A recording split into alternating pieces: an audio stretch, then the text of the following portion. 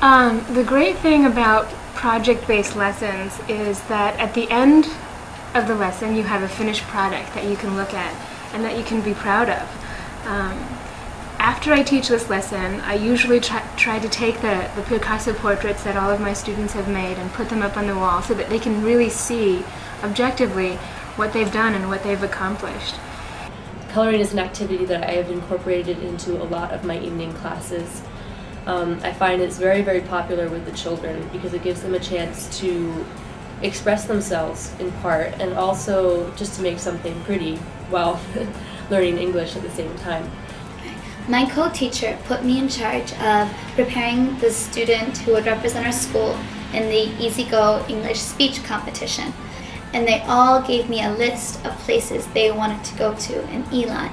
And then they actually had to sit down and talk in English, because I can't speak Chinese, talk in English and tell me where they like to go, what they like to do, what they like to eat.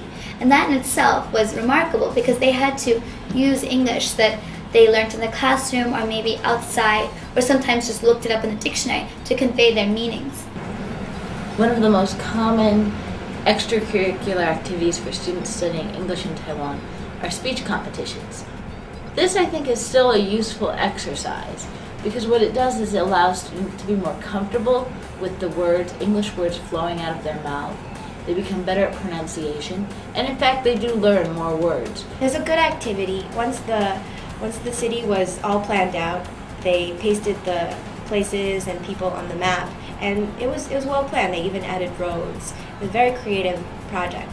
The goal is also for collaboration. So much of our lessons, day to day, are individual and involve independent work. So it was great to give the students something that they could work together as a group for.